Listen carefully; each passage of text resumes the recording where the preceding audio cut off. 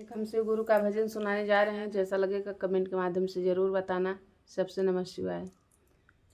अपनी चरनिया रउआ कहिया देखई बाहे मोरे शिव गुरु। अब दुख सहलो ना जाए हे मोरे शिव गुरु। अब दुख सहलो ना जाए हे मोरे शिव गुरु।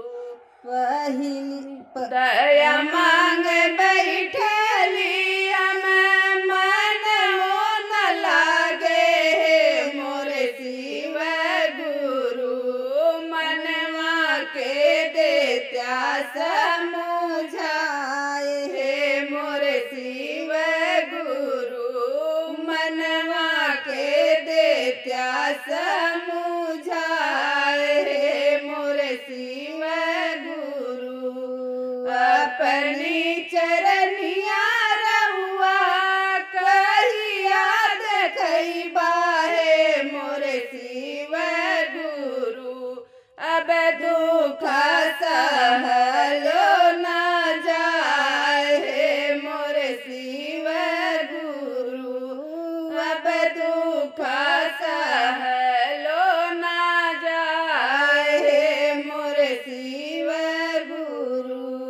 चरी चकर बैठल बानी मन न लागे हे मोरे शिव गुरु।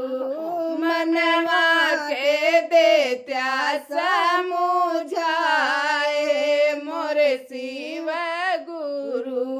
मनवा के चरी चकर बैठल बानी मन न लागे मोरे शिव गुरु। मनवा के देत्या समुझाए मोरे शिव गुरु।